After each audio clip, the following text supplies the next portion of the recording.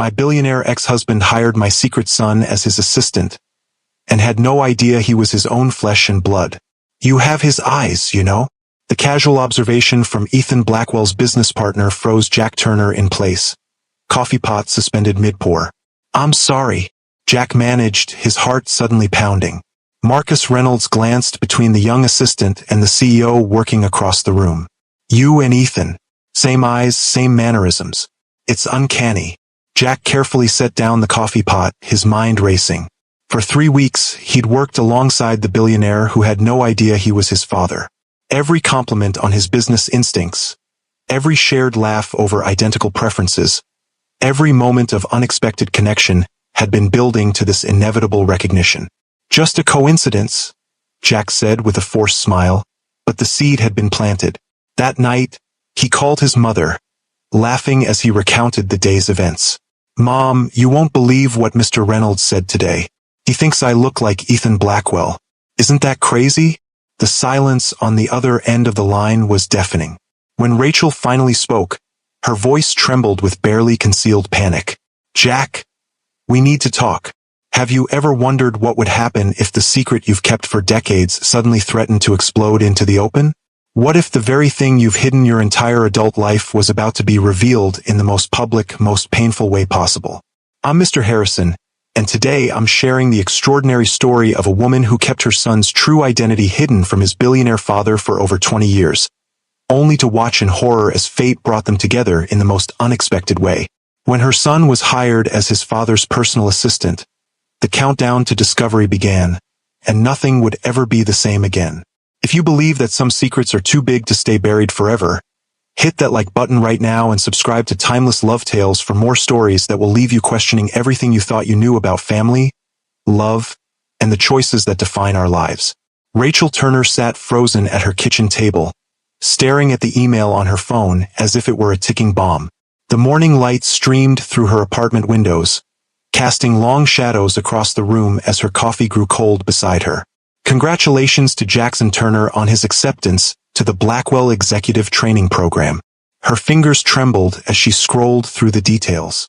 After 4 years of watching her son work tirelessly through college, this should have been a moment of pure pride. Instead, a cold dread washed over her as she read the signature at the bottom. Ethan Blackwell, CEO. 23 years of careful distance, of rebuilding her life piece by piece after walking away from a marriage that had slowly suffocated her spirit. And now this. Her son, their son, was about to walk straight into the orbit of the man who never knew he existed. Mom? You okay? She looked up to see Jack standing in the doorway, his tall frame nearly filling the space. At 22, he was the spitting image of his father. The same intense blue eyes, the same determined set to his jaw, even the same habit of running his hand through his dark hair when he was thinking deeply. I'm fine, she managed, forcing a smile. Just processing your big news. The Blackwell program, that's incredible, Jack. I know, right? His face lit up with excitement. Only 6 applicants accepted nationwide. And get this, the first 3 months include direct mentorship with the CEO himself. Can you believe it? Ethan Blackwell, Mom. The Ethan Blackwell. Rachel felt the room tilt slightly. Direct mentorship? Yeah. Apparently he personally selects the candidates and works with them before they branch into different divisions. Jack grabbed an apple from the fruit bowl, tossing it lightly. The acceptance email said I'd essentially be functioning as his assistant while learning the ropes. Talk about diving into the deep end. Rachel nodded mechanically, her mind racing through impossible scenarios. Should she tell Jack now? Should she contact Ethan? Or should she do what she'd done for over 2 decades? Protect her son from the complicated truth of his origins? Mom, seriously, what's wrong? You look like you've seen a ghost. In many ways, she had. The ghost of a life abandoned, of choices made in both desperation and determination. Nothing's wrong, she said, standing up and embracing him tightly. I'm just so proud of you. This is a huge opportunity. Over his shoulder, Rachel caught sight of their reflection in the window. Mother and son, the family they'd always been. Just the 2 of them against the world. But the world was about to get much more complicated. Have you ever built a life around protecting someone you love? only to watch it all unravel in an instant?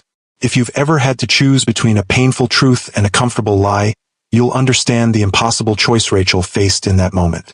To understand how Rachel found herself in this impossible situation, we need to go back to the beginning, to a time when she was young, ambitious, and hopelessly in love with a man whose vision would change the world, but whose success would ultimately tear them apart.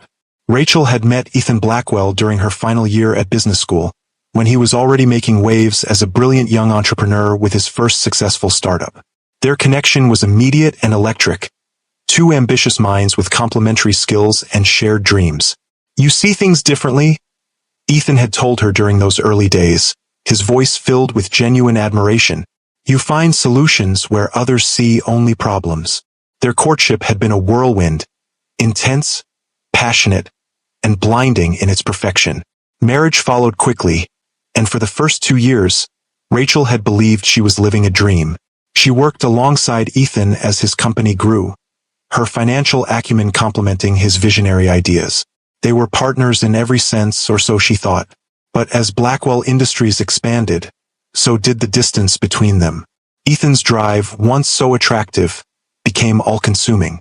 Board meetings that once included her strategic input gradually became closed-door sessions where her presence was no longer requested. Her role in the company she had helped build began to shrink, her voice increasingly silenced. "The board feels more comfortable with Bradford handling the financial strategy," Ethan had explained after one particularly painful exclusion. "It's nothing personal, just business." But it was personal. Every dismissal, every overlooked suggestion, every time he spoke over her in meetings, it all felt deeply, painfully personal.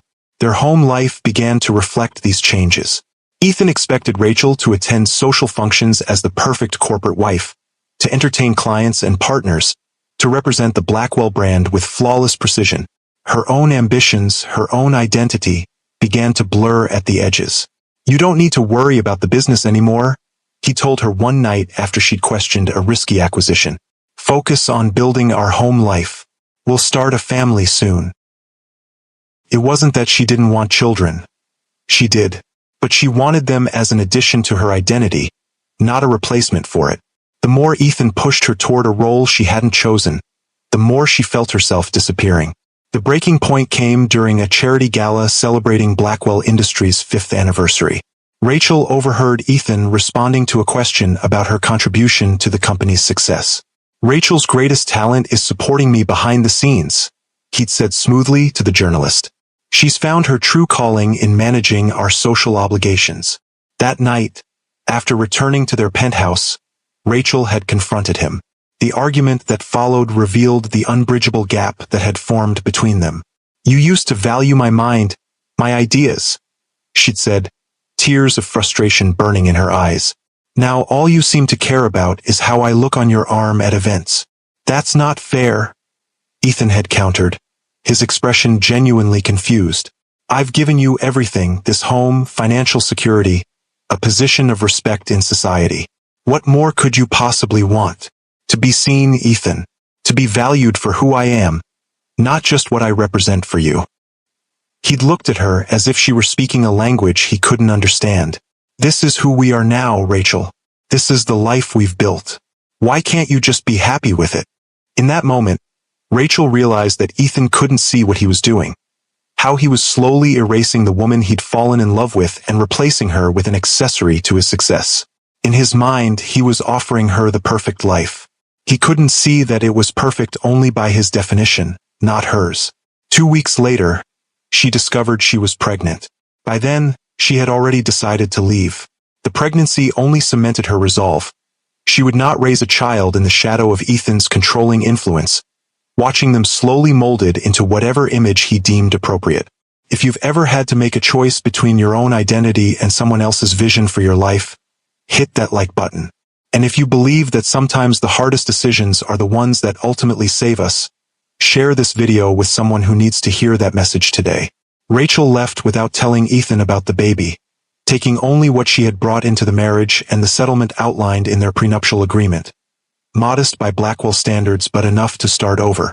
She changed her last name back to Turner, moved across the country, and built a new life centered around the child growing inside her. When Jackson was born, Rachel made a promise to herself and to him. He would grow up knowing his own worth, free to become whoever he wanted to be. She would support his dreams rather than imposing her own. And she would protect him from the complicated truth until he was old enough to understand. The early years weren't easy. Rachel juggled part-time consulting work with caring for an infant, often working late into the night after Jack had fallen asleep. There were moments of doubt, of wondering whether she'd made the right choice, especially on those nights when Jack would cry with fever and there was no one to share the worry, no one to take the next shift so she could sleep. But there were also moments of pure joy that validated her decision. Jack's first steps, his first words, the way his face lit up when he mastered a new skill. She watched him grow into a thoughtful, kind-hearted boy with his father's determination but none of his ruthlessness. Over the years, Jack had asked about his father. Rachel had crafted a careful narrative, a brief marriage that ended amicably before either knew about the pregnancy, a clean break with no lingering connections. She told him his father had been a businessman who traveled constantly, making a relationship with a child impossible. It wasn't entirely untrue, just incomplete. "Did he ever want to meet me?" Jack had asked once around his 10th birthday. Rachel had chosen her words carefully. "Your father made choices about his life priorities before you were born. Those choices didn't include the kind of stability a child needs." It wasn't a lie exactly. Ethan had chosen his company, his vision, his definition of success over the partnership they'd once shared. Those choices had made it impossible for Rachel to imagine raising a child with him. As Jack grew, Rachel built a successful career as a financial consultant for small businesses, providing them with the expertise she had once offered Ethan. The irony wasn't lost on her that she had found professional fulfillment doing exactly what he had dismissed. Her clients valued her insight, her strategic thinking, her ability to see both the forest and the trees. She dated occasionally but never remarried. Some of her friends, particularly Sophia Martinez, who had known her since college, urged her to get back out there more seriously. But Rachel found her fulfillment in her work and in raising Jack, who proved to be as brilliant and determined as his father, but with a compassion and emotional intelligence that was entirely his own. When Jack decided to study business and finance in college, Rachel had felt a mixture of pride and apprehension. She recognized Ethan's ambition in him, but hoped she had instilled enough of herself to balance it. Watching him excel, seeing how he lifted others up rather than using them as stepping stones, had reassured her. Until now. Until this email that threatened to collapse the carefully constructed walls between past and present. 3 days before Jack was set to begin at Blackwell Industries, Rachel sat across from Sophia at their favorite cafe, turning her coffee cup in endless circles as she debated what to do. "You have to tell him, Rach," Sophia said firmly, "before he walks into that building. Before he shakes Ethan's hand not knowing he's meeting his father." "And say what exactly?" Rachel countered. "By the way, Jack, that CEO you're about to work for? He's actually your father, who I've been hiding you from for your entire life. How do you think that's going to go over? Better than him figuring it out on his own, which he will. Have you looked at them side by side recently? The resemblance is uncanny." Rachel had. She'd spent hours the night before scrolling through recent photos of Ethan from business magazines and company profiles. The years had been kind to him. His dark hair now threaded with distinguished silver at the temples, lines of experience framing his eyes, but still unmistakably the man she had once loved. And unmistakably Jack's father.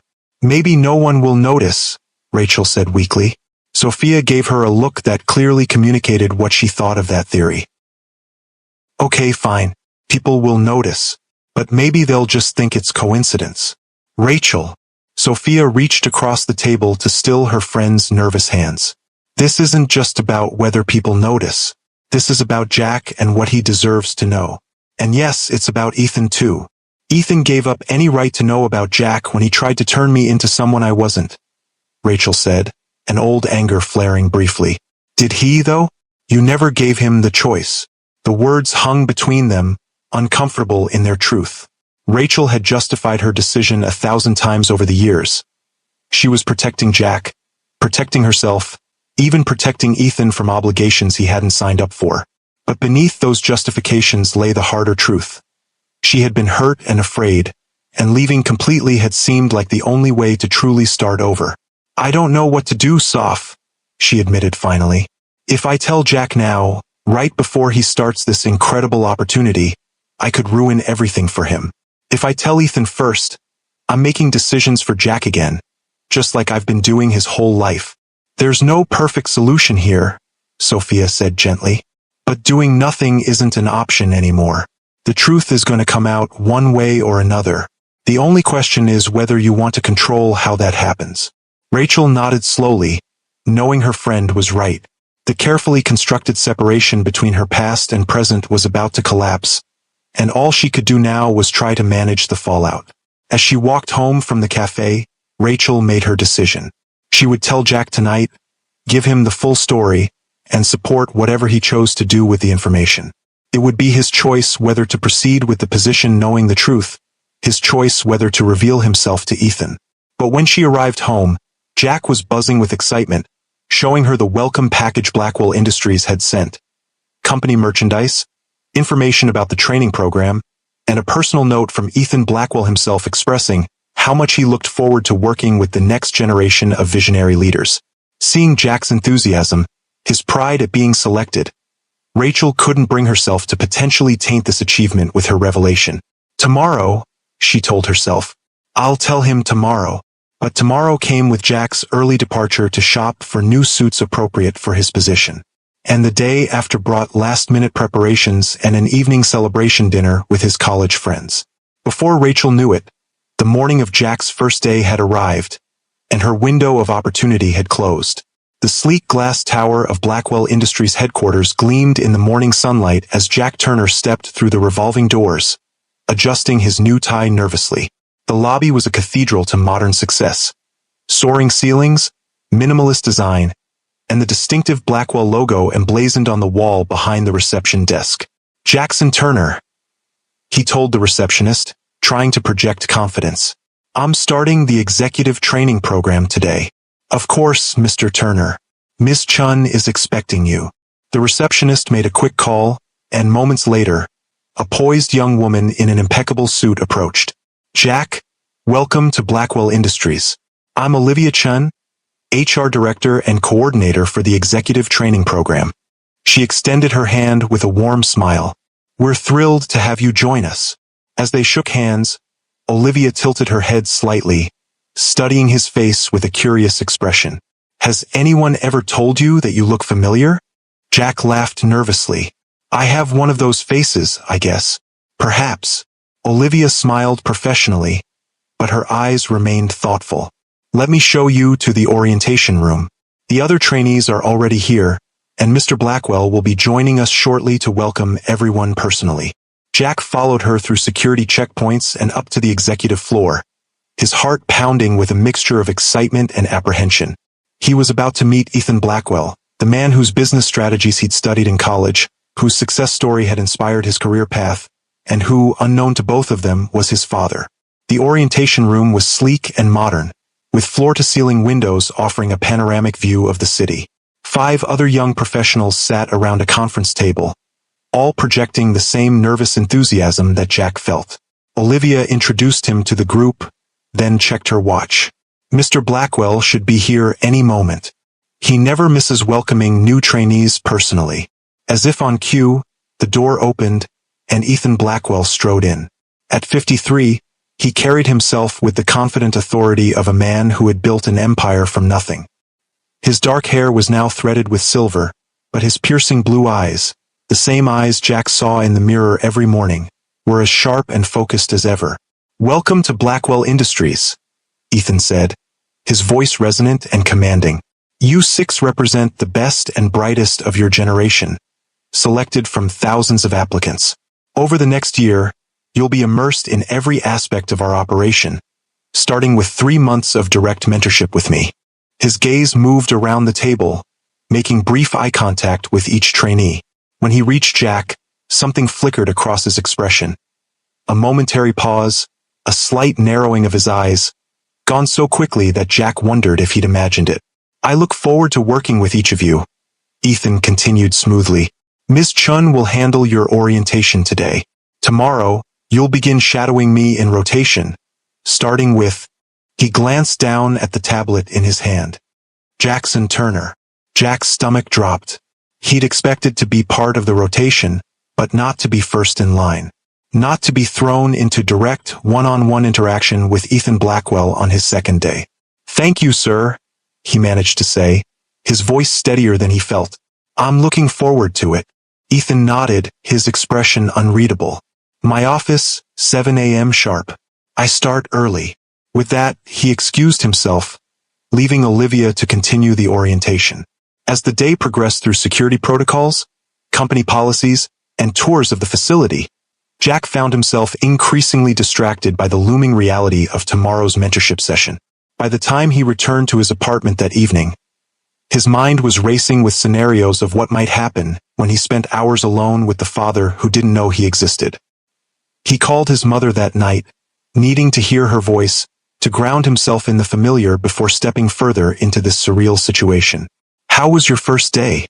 Rachel asked, her voice carefully controlled, betraying none of the anxiety Jack knew she must be feeling. "Good. Overwhelming, but good." Jack hesitated, then added, "I met him, Mom. Ethan Blackwell." A beat of silence. And nothing. "He welcomed all the trainees, assigned our rotation schedule. I'm shadowing him tomorrow." Another pause. "Already? I thought there would be more general orientation first." "That was today. Tomorrow I start actual work with him." Jack ran a hand through his hair, a gesture unconsciously mirroring his father's habit. "Mom, should I be worried about something? You've been acting strange ever since I got this position." "No, of course not," Rachel said quickly. It's a big opportunity.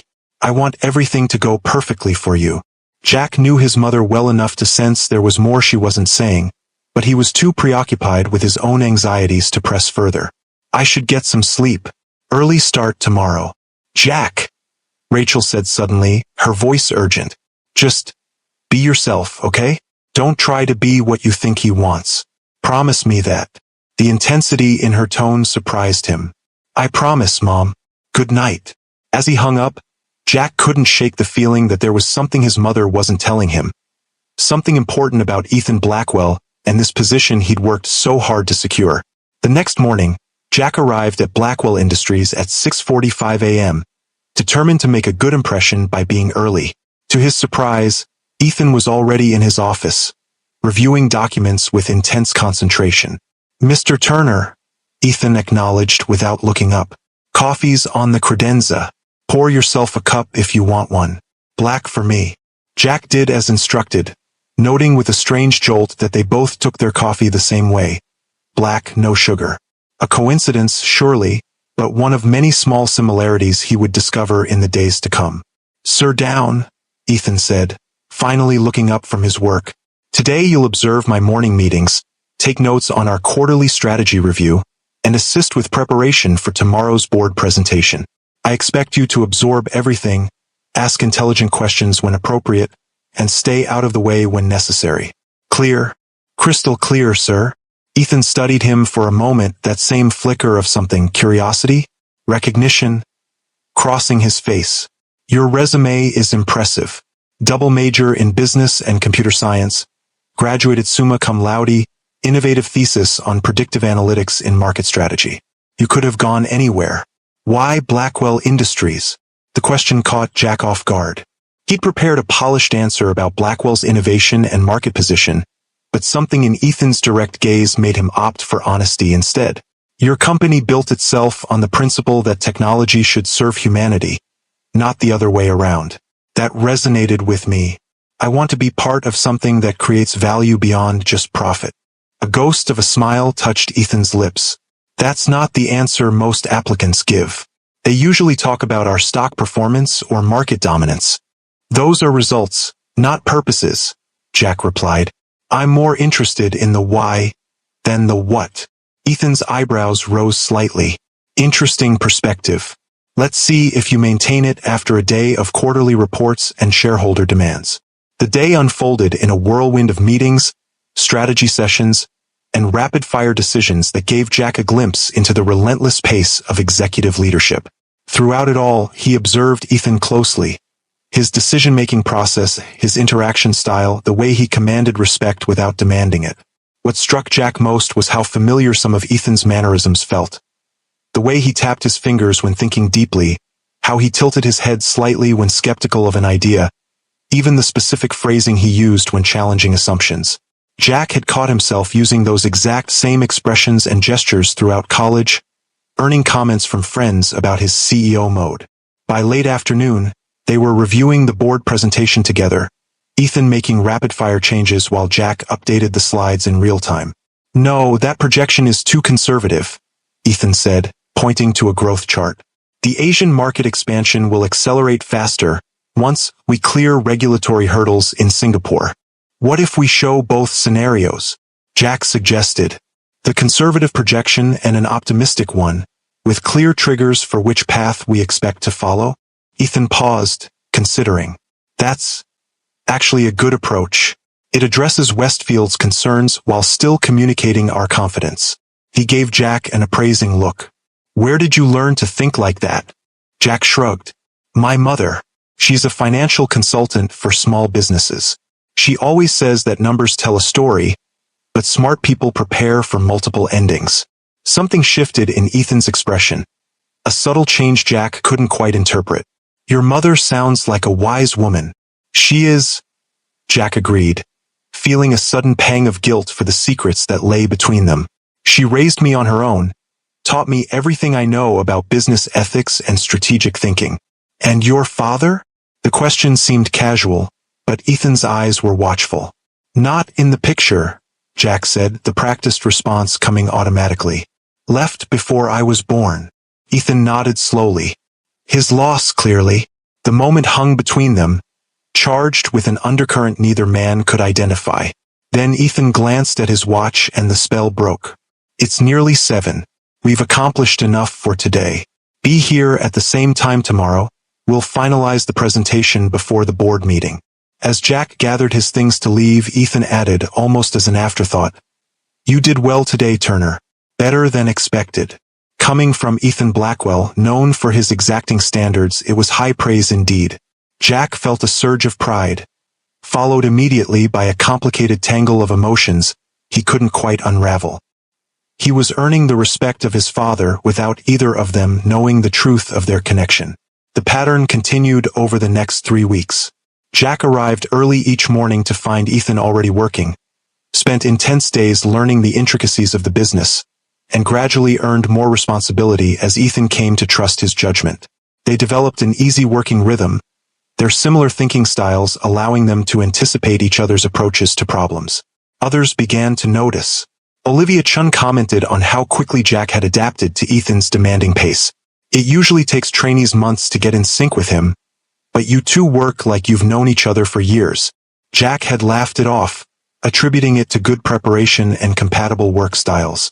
But privately, he couldn't ignore the growing list of similarities between himself and Ethan Blackwell, from their analytical approach to problems, to their preference for the same obscure jazz musicians, to the way they both unconsciously straightened items on a table to precise right angles. Then came the day in the executive dining room when Marcus Reynolds, Ethan's longtime business partner and closest friend, made the observation that would change everything. "You have his eyes, you know." The casual comment froze Jack in place, coffee pot suspended mid-pour. "I'm sorry," Jack managed, his heart suddenly pounding. Marcus glanced between the young assistant and the CEO working across the room. "You and Ethan. Same eyes, same mannerisms. It's uncanny." Jack carefully set down the coffee pot, his mind racing. For 3 weeks, he'd worked alongside the billionaire who had no idea he was his father. Every compliment on his business instincts, every shared laugh over identical preferences, every moment of unexpected connection had been building to this inevitable recognition.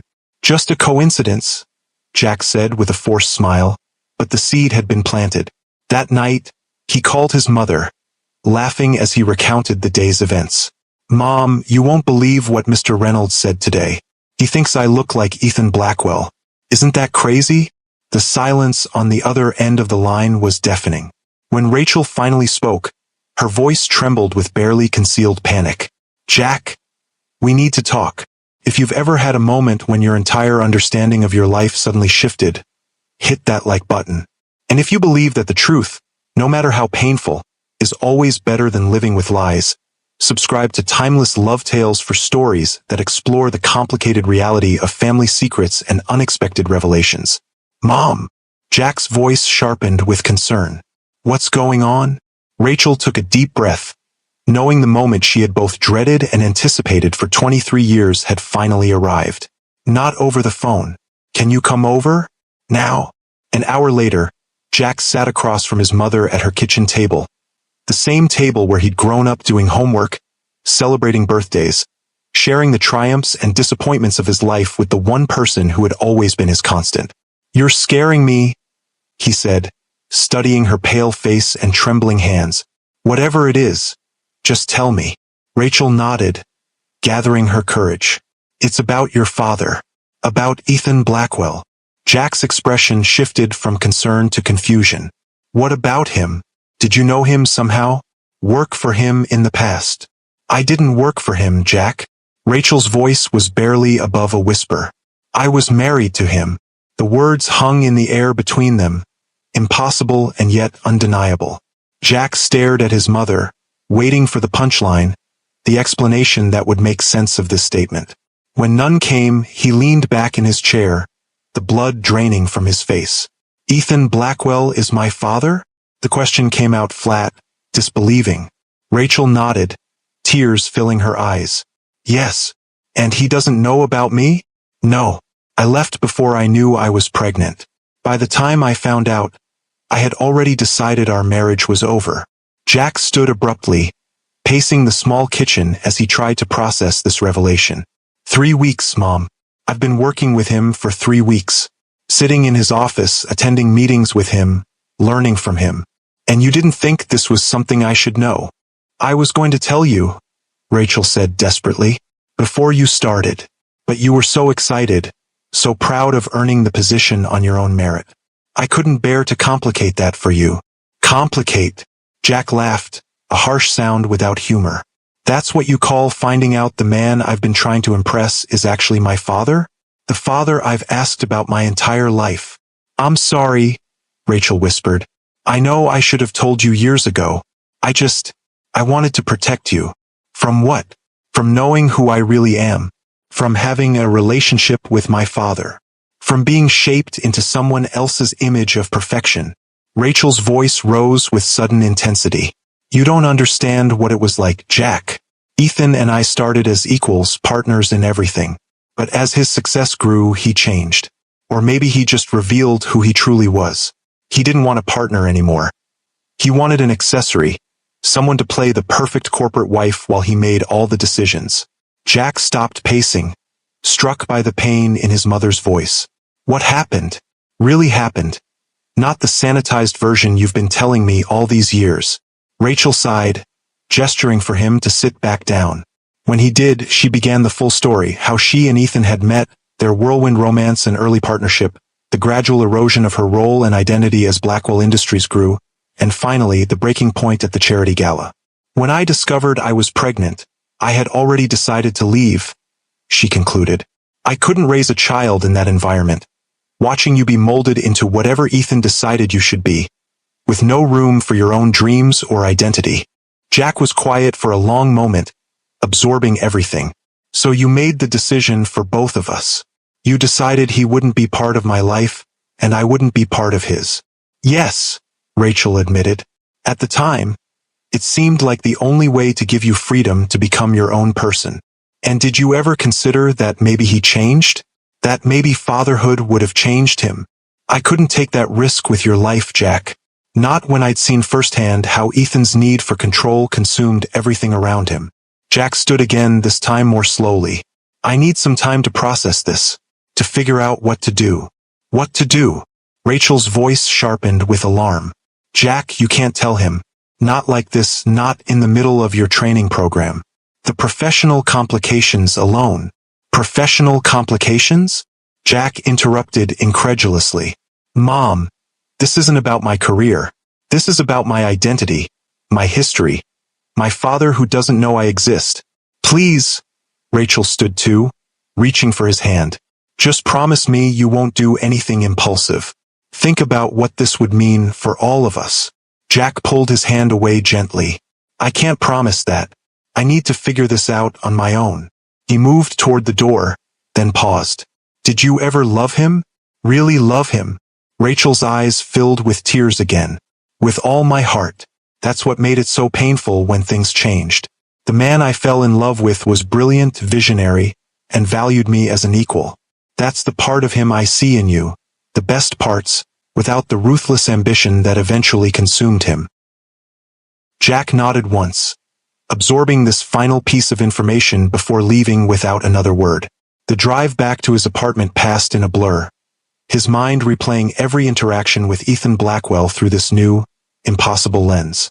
The casual comments about similar thinking styles, the ease with which they anticipated each other's approaches to problems, Marcus Reynolds' observation about their identical eyes.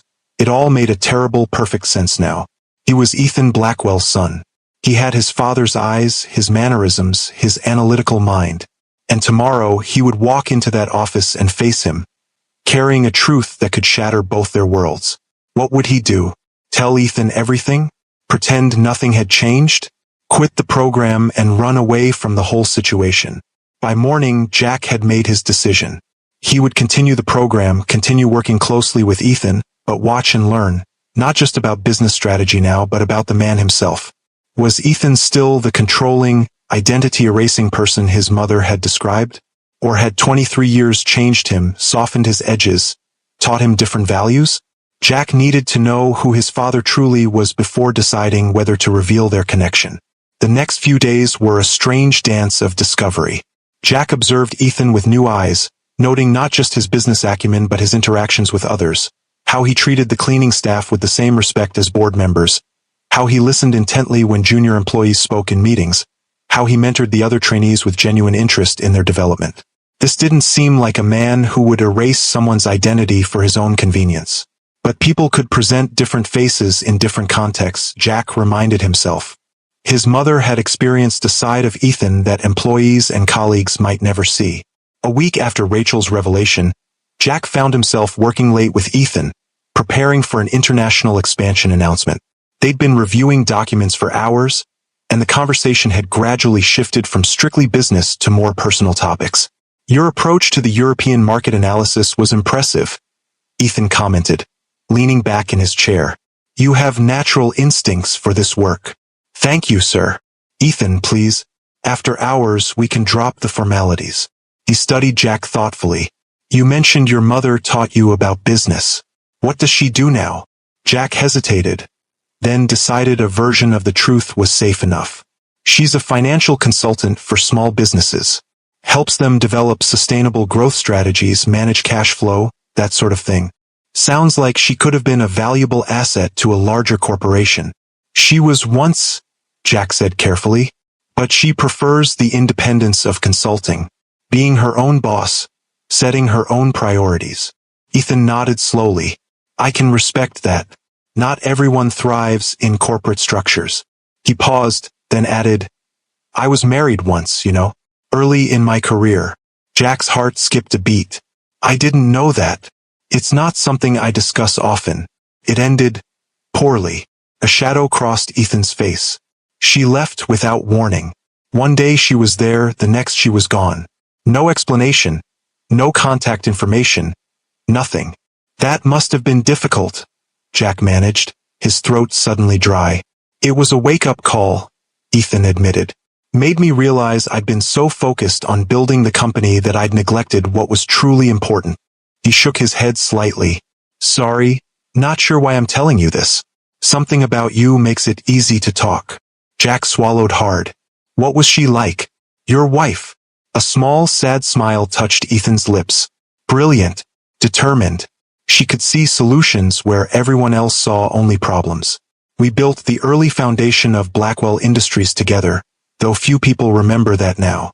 The description matched exactly what his mother had said about their early partnership.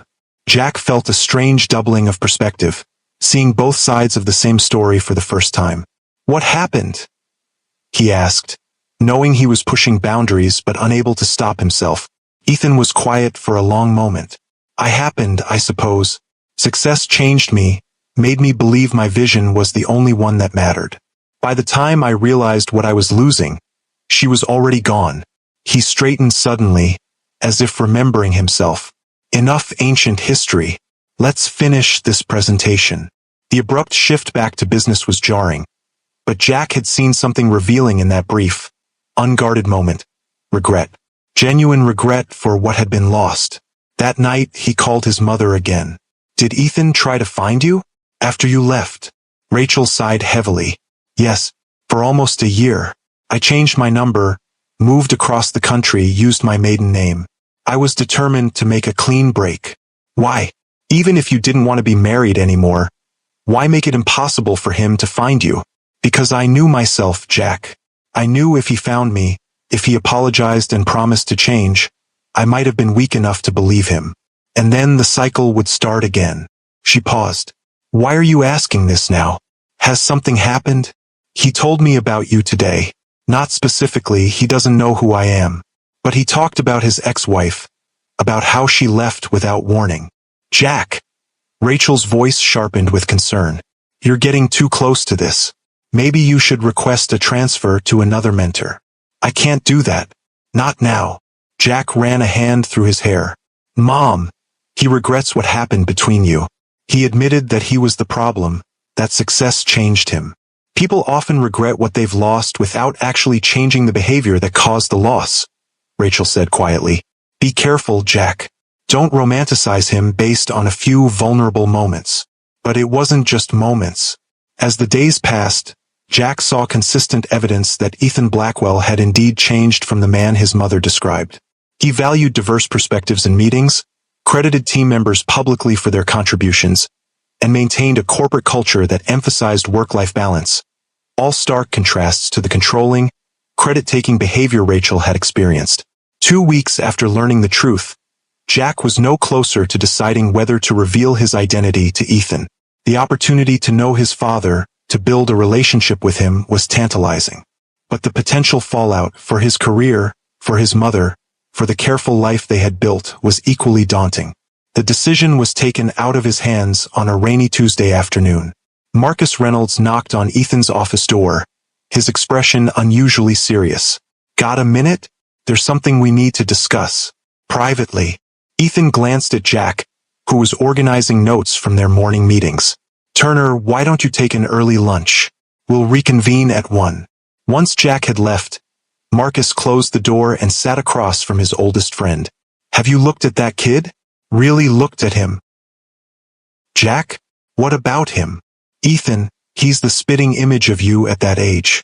Same eyes, same mannerisms, same analytical approach. And he's what, 22? 23. Ethan frowned. What are you suggesting? I'm suggesting you do the math. Rachel left 23 years ago. This kid shows up with your eyes, your brain, and a mother who's a financial consultant who taught him everything he knows about business. Marcus leaned forward. He's your son, Ethan. I'd bet my stake in this company on it. The color drained from Ethan's face. That's impossible. Rachel would have told me if she was pregnant. Would she? After how things ended between you. Ethan sat back, his mind racing through every interaction with Jack Turner over the past month. The inexplicable sense of familiarity, the natural rapport, the shared thinking patterns that had made working together so effortless. Could it really be true? I need to know for certain, he said finally. How? You can't exactly demand a DNA test from your trainee without explanation. Ethan was already pulling up the company database on his computer. His application file. There will be a background check, personal details. He scanned through the documents quickly, stopping at Jack's birth certificate. Father's name, not listed. Date of birth, exactly 8 months after Rachel had left. My God, Ethan whispered. It's possible. It's actually possible. Marcus watched his friend carefully. What are you going to do? I need to talk to Rachel. Ethan's voice was hollow with shock. After all these years, I need to hear the truth from her. That evening, Rachel opened her door to find Ethan Blackwell standing on her threshold, looking exactly as she'd feared he would. Devastated, angry, and unmistakably certain of what he had discovered. "Were you ever going to tell me?" he asked without preamble. "Or was I never supposed to know I had a son?" Rachel stepped back, allowing him to enter. "How did you find out?" Marcus recognized the resemblance. "Then I looked at Jack's birth certificate." Ethan moved into her living room, taking in the photographs on the walls. Jack's entire life documented in images he had never been part of. 23 years, Rachel. You kept my son from me for 23 years. I did what I thought was right, Rachel said quietly. For Jack. And yes, for myself too. What could possibly justify? You were erasing me, Ethan. The words burst from her with the force of decades of suppressed emotion. Day by day, decision by decision, you were turning me from a partner into a possession. I couldn't bear to watch you do the same thing to our child. Ethan flinched as if she'd struck him. You never meant to. I know that. But it was happening all the same. Rachel sank onto the couch, suddenly exhausted. When I found out I was pregnant, I had already decided to leave. The baby just made it more urgent, more necessary to make a clean break. You had no right to make that decision alone, Ethan said, his voice low and controlled. He is my son too. And what would you have done if you'd known? Fought me for custody? Used your money and influence to control how he was raised? Molded him into your perfect corporate heir? The accusation hung between them, sharp and painful. Ethan moved to the window, staring out at the city lights as he struggled to contain his emotions. I've imagined this conversation 1,000 times, he said finally. Finding you, demanding answers about why you left. But I never imagined this. Discovering I have a son who's been working alongside me, who I've been mentoring without knowing who he really is. He turned back to face her. Does he know? About me? Rachel nodded. He found out 2 weeks ago. Marcus made a comment about the resemblance, and Jack called me, laughing about it. I couldn't lie anymore. 2 weeks, Ethan repeated incredulously. He's known for 2 weeks and said nothing? He wanted to understand who you are now before deciding whether to tell you, whether you deserved to know him. The statement hit Ethan like a physical blow. Whether I deserved. He shook his head, a bitter laugh escaping him. I suppose that's fair. I've had to earn my own son's approval before being granted the privilege of knowing he exists. Before Rachel could respond, the front door opened, and Jack stepped in, freezing when he saw Ethan standing in his mother's living room. I guess we're doing this now, he said quietly, closing the door behind him. The three of them stood in a triangle of tension, decades of secrets and unspoken truths filling the space between them. Jack looked from his mother to Ethan, seeing the raw emotion on both their faces. How did you find out? He asked Ethan. Marcus. Then your birth certificate. Ethan studied his son's face with new awareness, seeing now what should have been obvious from the beginning. Why didn't you tell me when you found out? Jack moved further into the room, setting down his bag. I needed to know who you really are first. Mom told me why she left, what you were like back then. I needed to see for myself whether you'd changed. And what did you conclude? Ethan's voice was carefully neutral, but his eyes betrayed his vulnerability. I think you have changed, Jack said slowly. The man I've been working with values other perspectives, gives credit where it's due, treats people with respect regardless of their position. That's not the man Mom described from 23 years ago. Rachel watched this exchange with a mixture of apprehension and wonder. Seeing them together, the resemblance was undeniable. Not just physical traits, but the way they held themselves, the careful precision of their speech when navigating emotional territory. I have changed, Ethan said quietly.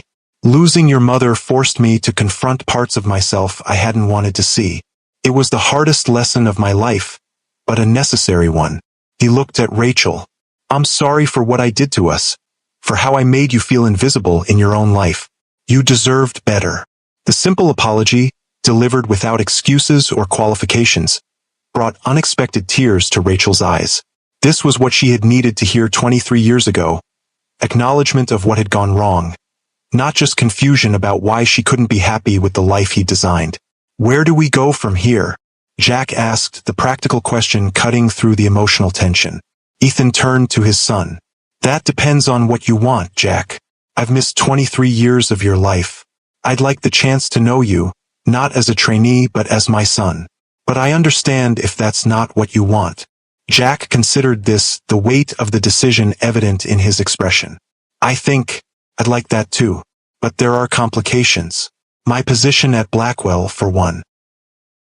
We can figure that out, Ethan assured him. If you want to continue the program, we'll establish proper mentorship with someone else. If you'd prefer to work elsewhere, I'll support that too. This isn't about Blackwell Industries. It's about us. Rachel watched this exchange with a growing realization. The man standing in her living room was not the same Ethan Blackwell she had left all those years ago. That Ethan would have immediately tried to take control, to dictate the terms of their new reality. This Ethan was offering choices, respecting boundaries, acknowledging Jack's agency in the situation. I think we all need time, she said finally. This is a lot to process, for everyone. Ethan nodded, then turned to Jack. Take tomorrow off. We all need space to think. He moved toward the door, then paused.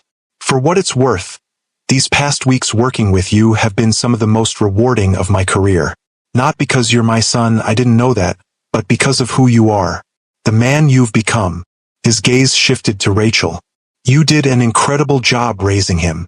After Ethan left, Jack and Rachel sat together in silence for several minutes, the magnitude of what had just happened settling around them. Are you okay? Rachel finally asked. Jack considered the question carefully. I don't know yet. There's a lot to process. But I think eventually I will be. He looked at his mother. What about you? Seeing him again after all this time. Harder than I expected, Rachel admitted. And also, healing in a way I didn't anticipate. Hearing him acknowledge what went wrong. Seeing that he's genuinely changed. She shook her head slightly. I carried the weight of that decision, keeping you from him for so long. Part of me always wondered if I'd done the right thing. Did you do the right thing? Rachel considered this, truly considered it for perhaps the first time. I think I did the right thing then, based on who he was and who I was at that time. But people change. I never accounted for that possibility. In the weeks that followed, they began the delicate process of redefining their relationships. Jack transferred to a different mentor in the program but continued to meet with Ethan regularly outside of work. Dinners where they discovered shared interests beyond business. Weekend hikes where they talked about everything from philosophy to technology trends. Gradual steps toward building the father-son relationship they had both been denied. Rachel kept her distance initially, not wanting to complicate Jack's developing relationship with his father. But eventually Ethan reached out to her directly. I'd like to talk, he said simply. About the past, about Jack. About where we go from here as co-parents. Even if it's 23 years later than it should have been. Their first conversation was awkward, painful at times, but also cathartic. Ethan spoke candidly about how losing her had forced him to confront his worst tendencies. How he'd worked to become a different kind of leader and person. Rachel shared the challenges and joys of raising Jack alone. The moments Ethan had missed, the person their son had become. 6 months after the truth had exploded into the open, the three of them sat together at Rachel's kitchen table, sharing a meal that would have seemed impossible half a year earlier. I have something to tell you both, Jack announced. I've been offered a position heading up the new social impact division at Blackwell. It would mean developing technologies specifically designed to address global challenges. Climate change, healthcare access, educational inequality. That's incredible, Rachel said warmly. It sounds perfect for you. Ethan nodded in agreement. The board approved it unanimously. Your proposal was brilliant, innovative but practical, visionary but grounded in reality. Pride shone in his eyes, though I recused myself from the vote, for obvious reasons. Jack smiled, looking between the two people who had shaped him in such different ways. His mother's compassion and resilience, his father's vision and determination. The road ahead wouldn't be simple. There were still moments of tension, old wounds that hadn't fully healed. But there was also something new growing from the ruins of the past. Understanding, forgiveness, and the possibility of a different kind of family than any of them had imagined. I've been thinking about something Mom told me years ago, Jack said. that the hardest choices are often the ones that ultimately save us. I think that's true, but I also think sometimes we get second chances to make different choices, to build something new from what was broken. Rachel reached out, taking Ethan's hand in one of hers and Jack's in the other. After a moment's hesitation, Ethan extended his free hand to Jack, completing the circle. 3 people connected by blood, by choices both right and wrong, by secrets revealed and truths finally spoken. Not a conventional family, but a real one, complicated, imperfect, and finally, honestly, their own. If the story touched your heart, please hit that like button and subscribe to Timeless Love Tales with Mr. Harrison. Remember that sometimes the most painful truths can lead to the most beautiful beginnings, and it's never too late to heal what's been broken. Until next time,